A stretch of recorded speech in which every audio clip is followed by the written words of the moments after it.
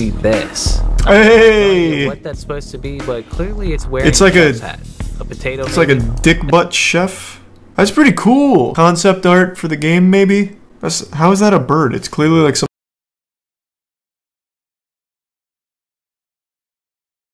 What happened with the Poppy Playtime devs? I was gonna look that up, I forgot. The shady history of the Poppy Playtime. Yeah, so I do vaguely know what happened. So I'm sure it'll be covered in the video, but we'll check this out. It is kind of interesting. The Poppy Playtime devs have been accused of stealing someone else's, like, premise. They stole, apparently, like, the whole idea of Poppy Playtime. Then they also found themselves in deeper controversy when they talked about, like, doing NFTs for it, but, like, core NFTs, as in, like, the game wouldn't function without the NFTs or some shit like that. I don't remember now. But the big one was about them plagiarizing or just outright stealing something like that. Check it out. Special thanks to YouTubers Poseidon and Artemation for helping me with the research of this video. They will be linked below. 2015 was an interesting time. We saw the rise of many creations breaking into internet conscious and sometimes even the mainstream. No matter where you looked, you couldn't get away from media around games such as Minecraft or Five Nights at Freddy's. These two games, especially Minecraft, have solidified their place in pop culture and with the media that we all consume today. An obvious and undeniable part of what started to make these pieces of entertainment grab a wider range of people and become more accessible was fan-created content. This range being anything from the simple and common Let's Play to some more analytical videos discussing various findings in the games themselves. Yeah, MatPat's whole channel was basically based around it. Of the game operate. You can argue that some pieces of content may objectively be easier or harder to produce than others, but generally speaking, I think all this content serves a purpose one way or another. Undeniably, some of the most high effort and hard to produce content is animation. True. Both Minecraft and Five Nights at Freddy's have had their fair share of animations since their inception to now, with no sight of them going away. Minecrafts, though, were always the weirdest. Anyone remember the early days of Minecraft animations? They used to have... Fuck, what was the series called? It was like a sexual one, and I can't remember the fucking name of it now. Wow. I literally just had it right before I paused the video. Ah, Futuristic Hub. Yeah, Futuristic Hub, thank you. That has a wild story behind it. That channel, like, the person behind that channel was a maniac.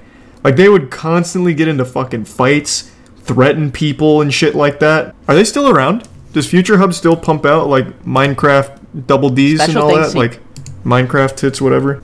Oh yeah, they're still around. Hey. Doesn't look like they do sexual stuff anymore, though. Or maybe they do, I don't really know.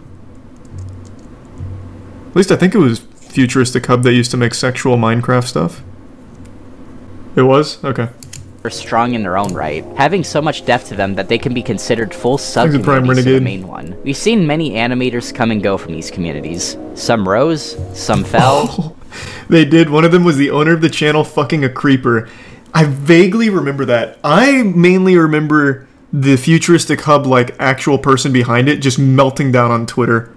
Like, constantly getting into arguments and shit. I don't remember him having sex with a creeper in, like, a self-published animation or whatever. I just remember that they did sexual animations, and the guy was really mean to everybody, and, like, super, super aggressive.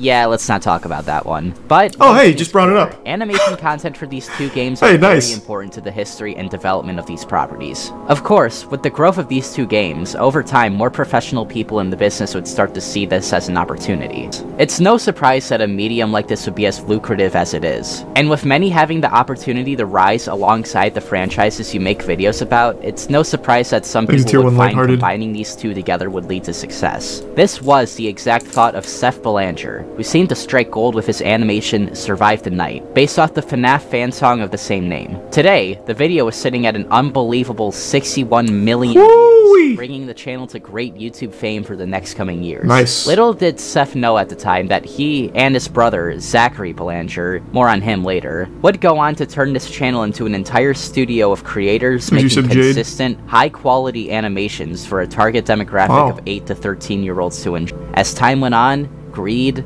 allegations of plagiarism, bullying, poor workplace conditions, and much more would start to be the legacy that older fans would start to remember EnchantedMob, as well as their joint studio, Examination 4. EnchantedMob... I haven't heard of either one of those. Hold on, let me look them up real quick. 3 million subs? That's pretty big. They kind of pop off. Very active, and the other one was Xanimation. And this is kids content, which means it's getting those premium ads. 133 million views on that bad boy. Zam indeed. Wow. Purple guy kills Golden Freddy. I mean, it's not made for me, so I can't exactly be upset about it, but gotta respect that hustle. Jesus Christ. But to understand what led up to this change, how did EnchantedMob and Zamination get their start? EnchantedMob was a channel founded in early 2014 by brothers Seth and Zach Belanger. Judging on what time this video goes up, they may have just had their 8th anniversary. The channel would stay inactive for 2 months after its creation, eventually having a welcome video uploaded, which definitely has probably seen better days. Hey!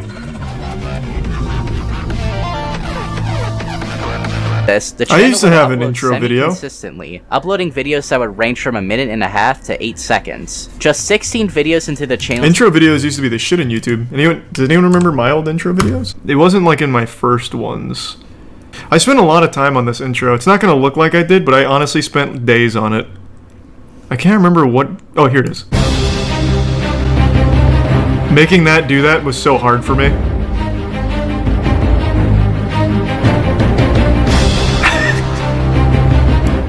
Fuck, man. I could have gone pro with editing, honestly, if I just stuck with it. I used Sony Vegas for that. Did you know Sony Vegas was capable of something like that? I pushed it to its very limits. I made that background. I made that text Times New Roman. And then I made it move and shit. And then before that, I actually had another intro. Where would that one be? I might have deleted every video that used to have the old intro on it. God, I wish I could find that shit again. Nope, no one ever found the old videos. I knew it'd be impossible. With these Five Nights at Freddy's related animations. They would drastically grow since the release of Survive the Night. This success from the FNAF community would become even more apparent as any video derivative from Five Nights would get a pitiful amount of views compared to the tens of millions their FNAF uploads would get. With one of the only exceptions being their original work Be a Hero, which sits at 1.1 million views today. Other original works would find themselves in the millions down the line too. But even so, it was still a fraction of what they would accumulate through animations relating to It's just hair. I just get little hairs in my mouth. EnchantedMob would open their first one of the most annoying things about having long hair. This channel became to be run by seemingly 2 workers under EnchantedMob, creating other FNAF content, as well as some animations on other games occasionally. You may know them because of this legendary thumbnail. Now the channel is mainly used for uploading clips of a certain series I will get to very shortly. You can see a major jump in production quality, as this arguably put them on the map for better talent even more than Survive the Night did. Although 132 million is a nigh groundbreaking number for any YouTube channel, studio or not, in just another 2 years, EnchantedMob would surpass themselves once more with their upload Build Our Machine. This time instead of FNAF, they would tackle Bendy at the height of its popularity. What? Although they would see success with these Bendy— What the fuck is Bendy? Seems like anything that ends in a Y pops off. Bendy, Freddy. Oh, what was the other one? Baldi's Basics, all that shit. Slindy. I don't remember this game at all. I don't think I ever saw this one. Holy shit.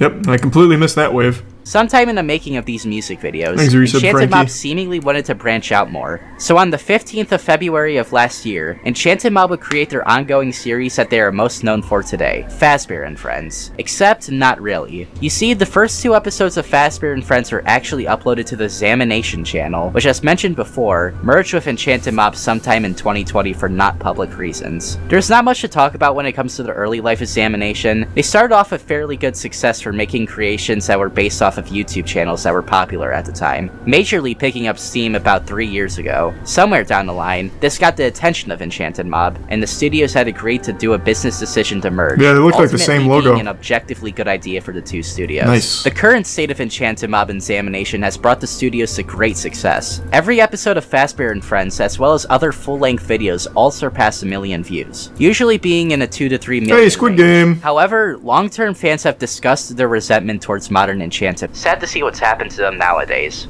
I used to watch EnchantedMob when I was younger. Sad to see them go down this path. It's very funny how the creators of Poppy Playtime have a YouTube channel dedicated to Minecraft FNAF animations for kids. But it really comes to the question, what makes EnchantedMob different in the eyes of its older audience now than when they were younger? The most obvious reason is just a lot of them have simply grew up. Survive the Night is more than aging is cringe. Now. It would be obvious to say that a lot of people introduced to the channel would have a more refined taste outside of Minecraft FNAF animations as they got older. It's just a part of growing up. I think you'd be surprised. Even so, as you grow up, you can sometimes look back to things like this and have fond memories of it. What makes EnchantedMob different, and why is their name infamous to a big portion of its older audience nowadays?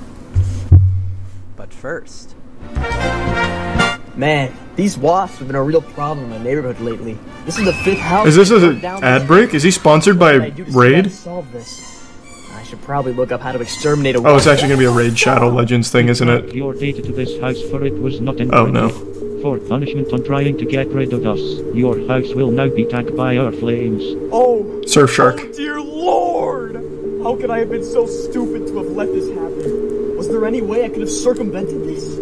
You could have easily used NordVPN. Oh, Nord. It not happen, my friend. It was either Nord, Surfshark, or Atlas. What on earth is that? I had a good chance of getting it right. You're burning your house down. I will gladly explain to you what NordVPN is. NordVPN is a service that allows you to have your data and internet traffic be secured and encrypted so no outside source can see it through the remote server. What? So, you're saying this is well done. Had my house burned down by Tier 1 Relzen. You didn't get a hold of my data and internet traffic? Not only that, NordVPN allows you to change your region to anywhere. And the resub Grievous? Access region-specific content outside of your location. Meaning if you want to access a show or movie the Prime Bronzo in your country, you could. Or I should say, you should have, because your house is burning down.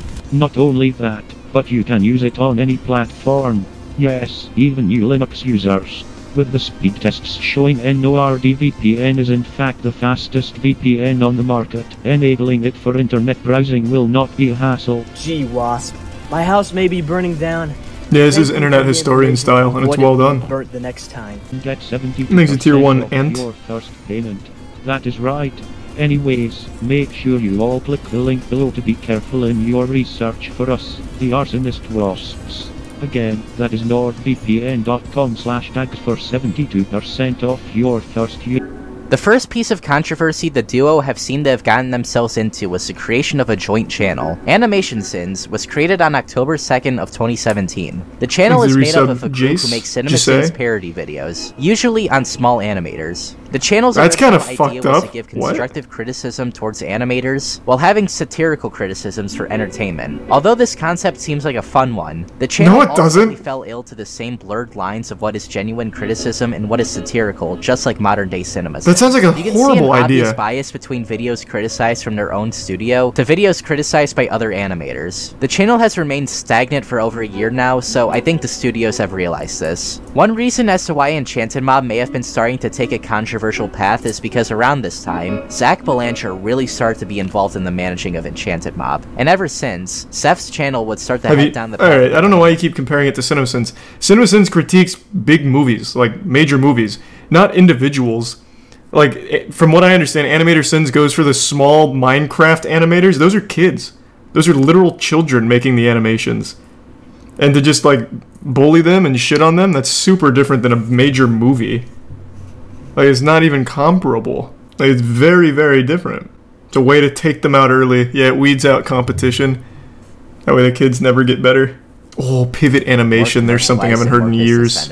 Zach's involvement has been discussed mostly negatively by many people. Not because he turned the channel into a company, but just because he was a bad manager. Allegations of poor workplace treatment and manipulation start to run rampant in the discussion of the two studios. A comment from a very important video, more on that in a second, stated presumably Zach, as well as other higher-ups in the studio, would fire anyone who questioned their work schedule or asked for a pay raise. This led to many animators to quit, and a few came out about their experiences after leaving the team. But you might have noticed I said this comment was left on a video of greater importance, and I think it's time to discuss that. This comment was left on a video of the Minecraft animator Eckercoaster, who has a less than savory past with EnchantedMob examination. Eckercoaster's channel was created on the 2nd of June 2016. He would seemingly stay reserved to his own animations up until he got the attention of EnchantedMob back in the start of 2018. During this time, Zach tried to convince Eckercoaster, who will be referring to as Ethan going forward, to join 3.8 Display, a among other things. Ethan ultimately refused the proposal, and tensions between him and EnchantedMob started to ring up. There is hearsay, as well as undeniable proof of these people talking about him behind his back about their opinions on his lack of skill, and how he won't make it anywhere if he doesn't join the company. This stuff would not- Wait, what?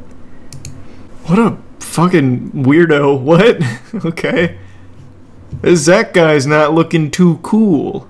Make it anywhere if he doesn't join the company. This stuff would not look good on its own, but although these people could be seen as rude and somewhat manipulative, I personally don't think they've done much yet to be considered genuinely malicious. Obviously, my opinion on the subject matter was nowhere near mutual to how Ethan felt about their words at the time. It's still not very clear if Zach was just joking here. He makes little to no effort to backpedal on saying if it was a joke or not. The only explanations here are if it's not a joke, then either Zach is just not too bright and he genuinely believes that Coaster stole his outro. Did you hear about Distortion's run he just finished? He knows exactly what he's doing, and is I know he got trying the to get a rise out of sub-19. Ethan. But I digress. I do believe that it's the latter of the two options, though, and you'll see why. Going forward, Zach and Seth would ignore Coaster's wishes to not have their videos be featured on Animation Sins. Although this makes Ethan sound like he just doesn't want criticism, we have established that a lot of criticisms Animation Sins gives out are not necessarily helpful. And apparently, from Ethan's perspective, it only helped contribute to harassment towards us. Most of his gripes were targeted towards Zach B, and that is all that I listed Rune off level here 1 throughout run. this discussion. I saw him doing those earlier. I didn't get to catch a full run, though. Ever since the altercations of yesteryear, the studio and Ethan have been doing their own separate things. But during this time, both the team and himself have been working on two very big projects. Coaster had been working on the first act of his game, Venge, a FNAF and Bendy-inspired horror game that would have multiple chapters released. The game stayed fairly underground after its release, not really getting the attention of Let's Players or really any sort of big traction at all. The game would stay stagnant after the release of the first chapter, presumably Ethan working on more content for the game in the future. But around October of 2020, EnchantedMob and Examination came together to form the company Mob Games, a developer subsidiary of EnchantedMob, which would release their first game a year later. You said Peter and Casco? Okay, so now we have a little background on the team. The relationship between it and Venge has been extremely rocky. Since we have already established the animosity the two creators have against each other, it's safe to say when Ethan started to see similarities between his game and Playtime, he would speak up about it.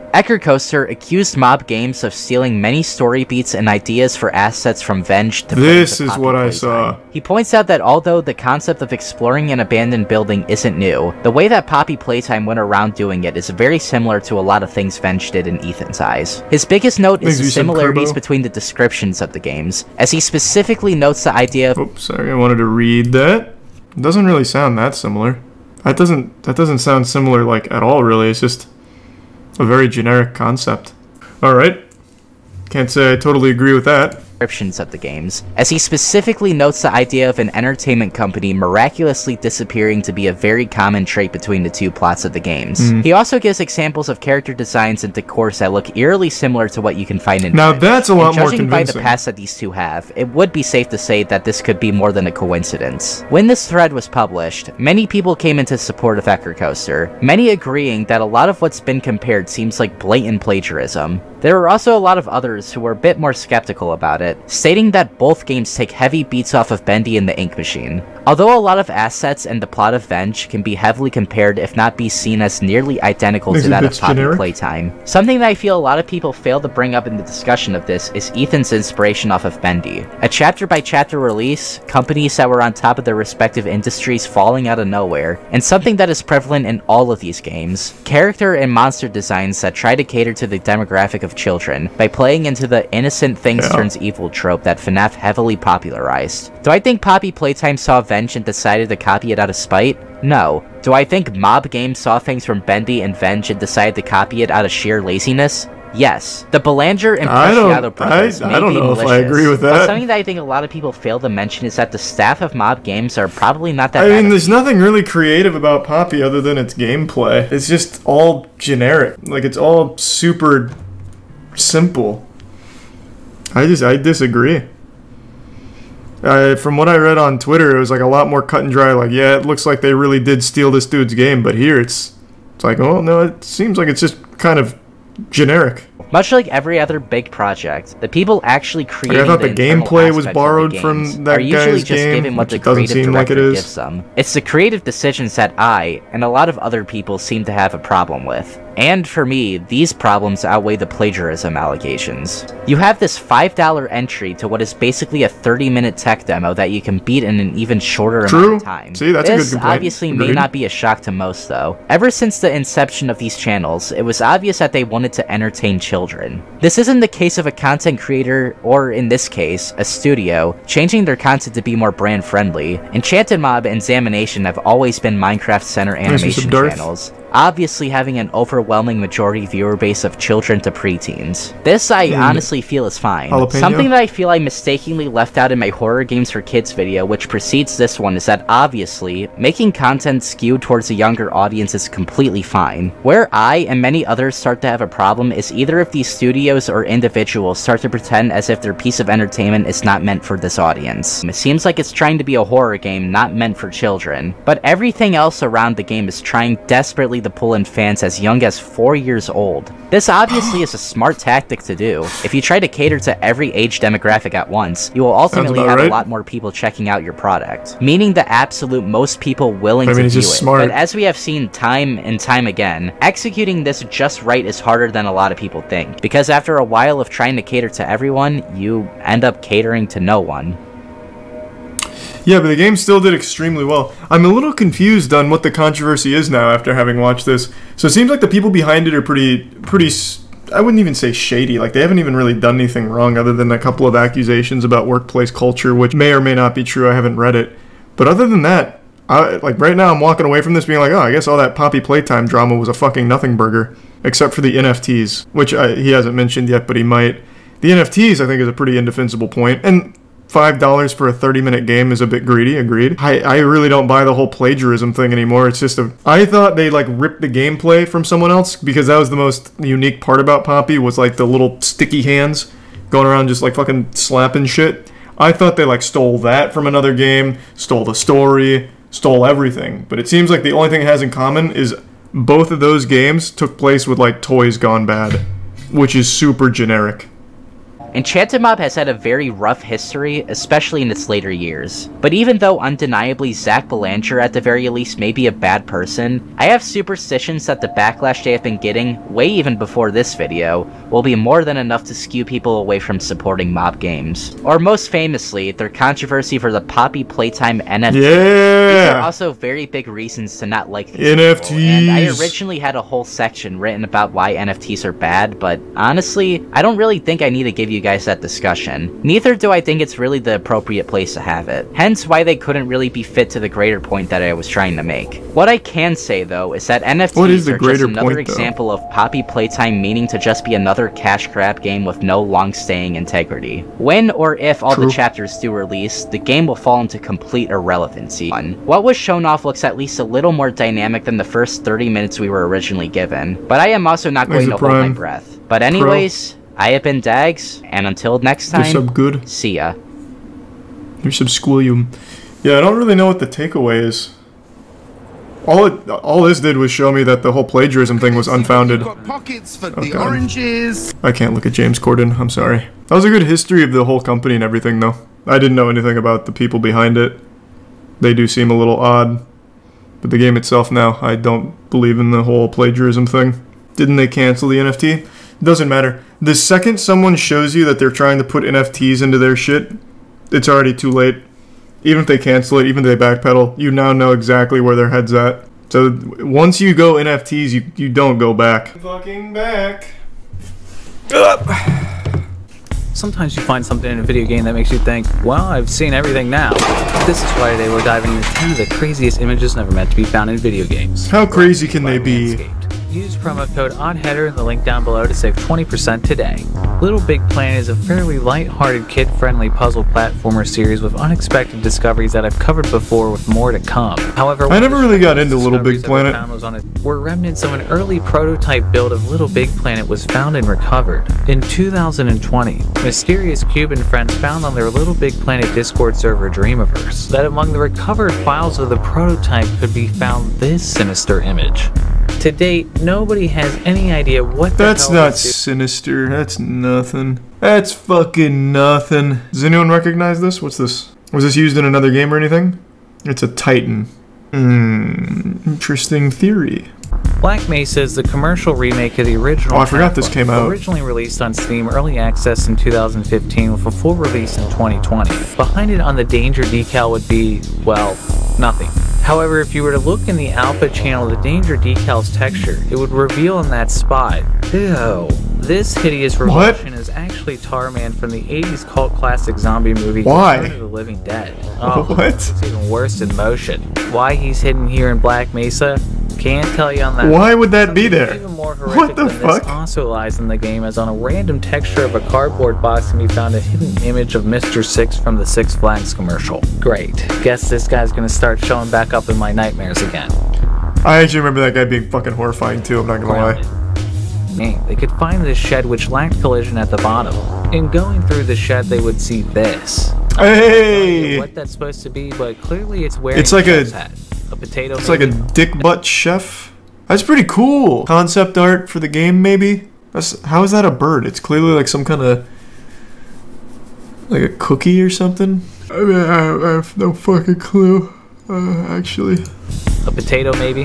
And that's not the only odd thing that can be found out of bounds, as in a particularly hard to reach spot in this rock wall can be found a lab door that can't be accessed unless you manage to glitch around it. Pretty sure this dude was never supposed to be here. No, he'll be used in the next storyline package. Modern Warfare 3.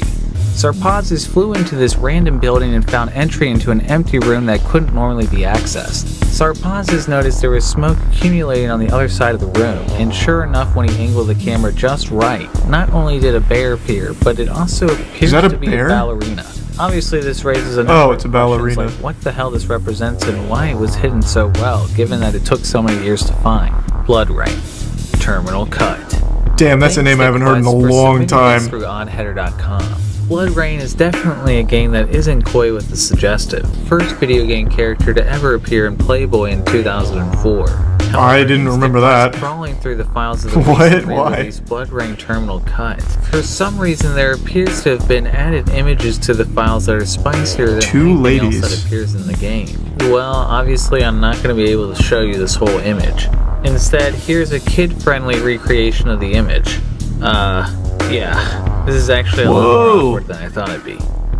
The Last He went out and bought Barbies just for that one clip, one scene. Supposedly found after 7 years in The Last of Us. Where at the beginning of the game as Sarah, if you were to stand on the last step of the staircase, quit to the main menu, reload the game, and then went back to the bedroom, you would see an ant projected on the television instead of the normal static. The ant is actually an upside-down still from the BBC documentary about an ant-eating fungus that inspired the infected in the game. Now, this was covered everywhere from IGN to The Gamer. Kurt Marginell retweeted the IGN tweet and said, "As the one who scripted this sequence, sounds like a bug, to be honest." Well, it certainly looks like a bug. Kurt Marginell went on, "I could be misremembering 7 years ago, but I think the flipbook of the ant was like a default shader test thing, and it appearing is probably me not initializing something correctly. Or it was intentional and I don't remember. I'm old now. I think that is cute, yeah. That weren't found for years. I'll just leave this video right here. I think someone can correct me if I'm wrong, but isn't the longest an Easter egg stayed hidden in Arkham Asylum? Batman Arkham Asylum, there was like a really in-depth Easter egg that was supposed to hint at the upcoming Arkham City, which wasn't announced or even revealed or anything at all, and it took, what, like 5 years before the developers just said, here's what was actually in there. Nobody found this Easter egg. So the developers were the ones that had to like reveal it. I could be misremembering, but I remember there was that Easter egg there. I'm pretty sure the devs had to reveal it. Let me see. The Arkham Asylum Easter egg took 3 years to find. Where does it say about them being the ones that said it? No, I guess it actually wasn't them that revealed it. They just found it on their own. There was a Doom 2 that wasn't found till like 2 years ago, so about 30 years. Nothing. I'll look it up in a minute then. 2003's Law and Order Next we Double or some Nothing Zigzag and the Prime Presumed. Based on a hugely successful TV show, which is why there didn't seem to be anything unusual about this scene. Fast forward 4 years later and suddenly the game is met with a storm of controversy and even getting pulled from store shelves. As it turned out, this image in the background was an actual photo of the child abduction of James Bulger in 1993, whose mother was outraged to find out was actually used in the game. Either way, considering it took 4 years to find, I'm sure the developers never. I'm sure they didn't lose sales over it after 4 years. Such a heinous crime. Yikes. Stalker: Shadow of Chernobyl. Stalker: Shadow of Chernobyl is a first-person shooter survival horror series set after a fictional second nuclear explosion at the site of the 1986 Chernobyl disaster. Despite coming out in 2007, Stalker was originally announced as far back as 2000, with multitudes of unfinished builds of the game being leaked online before the game released. I don't really remember the Stalker game very well. 49, the earliest known prototype of the game to exist. It's pretty certain that build 749 is a version the developer probably didn't want anyone to play, as for some reason the loading screens were a rather full-on image of a woman. Well, once again, back to my YouTube-friendly demonstration. No fucking... Wait, what? Basically, she's like this. What am I doing with my life? Thanks again. Wait, that's fucking crazy. The loading screens in that build were just a naked woman bending over? A bunch of tools from their performance package kit, and it's all been awesome. The Lawnmower 3.0 remains their flagship product by being waterproof and safe in the shower. I personally have never gotten a nick or cut using this thing, which is likely thanks to the advanced skin-safe technology. Oh wow, yeah, it's real. Exactly that. And if you want to be even more devoid of hair like Ken here, there's now the Weed Whacker nose and hair trimmer, which has the same amazing quality of the Lawnmower 3.0. And they even sent the awesome Shears 2.0 luxury nail kit, which like the rest of Manscaped's products is of an extremely impressive quality. I can't recommend these products enough. Damn, the Stalker community is so active and thorough. Rye Sparrow. I envy Stalker fans. You can be one if you want. Sneaking Jay. The Anomaly mod is huge. I don't know that one. Well, I'd never heard of any of those images hidden in those games, so those were all different. New information to me. The most interesting one being the actual just woman bending over for the loading screens. No. If you watch Putz 2 Rage, you'll like it. Okay. What am I looking for? Oh my god, this is 59 minutes. The angriest Splatoon 2 player ever. How do you get angry playing Splatoon? Splatoon is so goofy. I've never played it. It just looks like a really wholesome kid's game. Oh my god, this is number 19? Is he on the phone with him right now? Get me off this fucking list! Hey bitch! I'm talking to you! Jesus Christ! Get me off this fucking list! I never push with these fuckers. They're just too fucking mentally retarded. Oh my god, it's actually kids that he's insulting. Holy shit. Bro needs to chill. Splatoon must get heated. Not one fucking teammate! This is retarded! I have no idea how this game works. Fucking help. Literally, stay out of position, sniper! And then he gets me killed! How was that his fault? What happened? He backed up 2/3 of the map again! And gets me killed! What is happening? I don't know how the game works. Pressure on him. Fucking jag-off motherfucker! Holy shit! Oh, you fucking piece of shit! This guy's awesome. Insane! I'm gonna go to your school and spit in your fucking lunchbox. No fucking help! I can't do anything! Was that a full-blown rage quit? And this is only part 19. Well, I think there was a part 52. No way! Imagine getting this mad at a bad game. I hear nothing but good things about the game. I don't know about the competitive side, but... Fucking piece of shit! It must be pretty intense. In any fucking fashion! Not one of you fucking helped! I can actually hear the tears building up right now. I can actually feel his eyes getting damp. Fuck you, assholes! This guy's pretty fucking awesome. Wait, is his name I Hate You? Is it maybe it's an act? Is it like an act? It has to be. No! Not from behind! Your job is to stop him from behind! I don't know. It's hard to tell. How the fuck do you fuck that up? I win right there if you stop him! Yeah, I don't know, Gato. Makes it tier 1 volatile. There, let's see number 52. Oh, it wasn't 52, it was 59 minutes. That's what it was. Even if it's an act, what a spectacle. True. What a spectacle indeed. Okay, he's kind of moving. Quality's pretty shit. What the fuck? Will they quit coming right the fuck up on me? What the hell? I made it so goddamn fucking easy for you! What the actual fuck? Holy hell, man! It's real. There's a video of him calling Nintendo. That doesn't mean it's real. But it does sound real. Holy hell! Okay, let me see him calling Nintendo. So what can I help you with? So, I am pretty livid over everything about Nintendo at the moment, so... yeah, to get started. Your online system, the pay for online is complete trash. Yeah. Like, complete trash. What do you want him to do about it? He didn't make it. Streamer, and actually a pretty popular one at that. Oh, yeah. And the fact that... Ooh.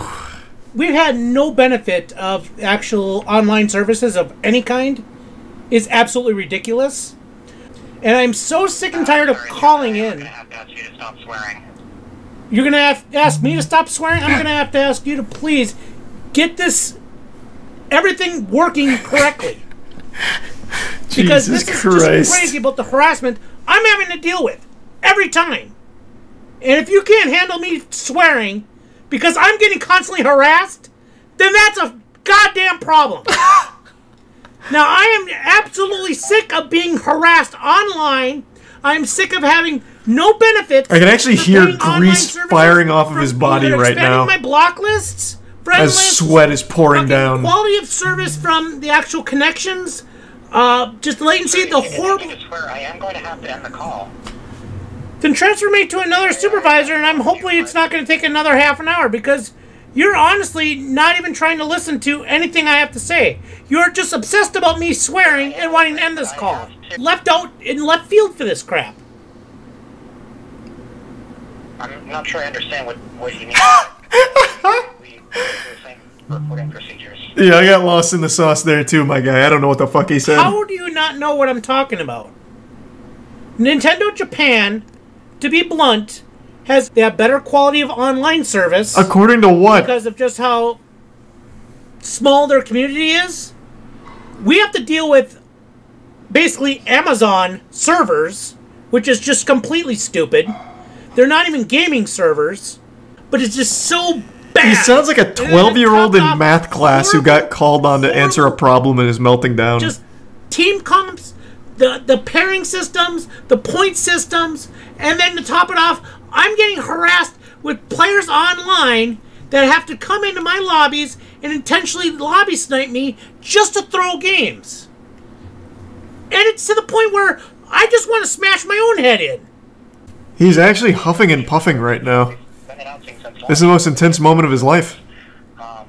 He called an innocent customer service rep for Nintendo to whine.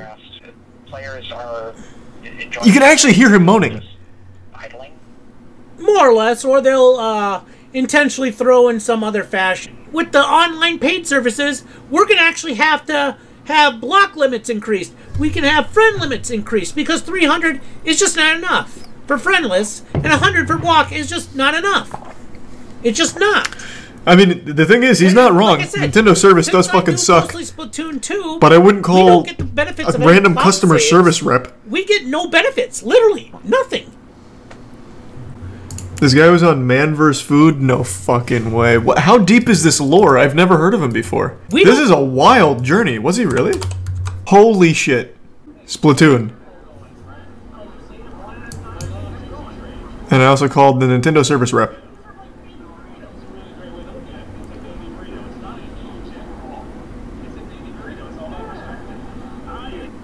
I wish he had... I was honestly expecting him to come into this Man vs. Food thing and just go fucking wild like he was doing on Splatoon. Just like smashing burritos, fucking throwing them at the cashier. Very underwhelming.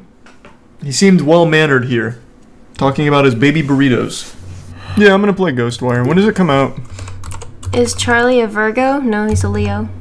Oh. I mean, nice. When does this come out? Or, yeah, when does this come out? Someone asked me when the last time I looked at a Tokyo or a IGN review was. Now I have an answer. Tokyo's Shibuya district is one of the Comes out on liveliest Friday. places on the planet. Day or night, it's densely packed with people and positively thronging with energy. Ghostwire Tokyo gives us a radically different window into this iconic urban hub when a supernatural force leaves its streets eerily deserted. Can't use life. It'll be fun. So this looks exactly like what I expected. Fun narrative, fun visuals, and dog shit gameplay. Ghostwire has not one, but two protagonists. Akito is the lone corporeal survivor of the mysterious fog that turned Shibuya into a literal ghost town, and was in a bad place even before the spirits hit the fan. There are Jizzo statues that upgrade your elemental ammo capacity. Okay. Unique items that can be traded in for rewards. Wonder what this is.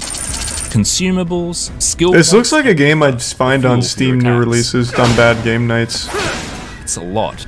Thankfully, Spectral Vision lets you send out a pulse which highlights anything of interest nearby, so finding collectibles never comes down to a pixel hunt. The many yokai in the city. So is that the main gameplay, just hunting pixel or collectibles? That can be used to reach the rooftops are all marked on the map once discovered. Yokai hunts. Okay, let me just see. What does IGN give it? A 9? Every problem of creating space and then shooting your biggest gun can be applied to almost every situation, regardless of the enemy makeup. It looks pretty good. One-size-fits-all combat strategy. And for a game that likes to play tricks on your This isn't a trailer, it's a review. It's a shame Ghostwire doesn't do more of that during its moment-to-moment gameplay in the overworld.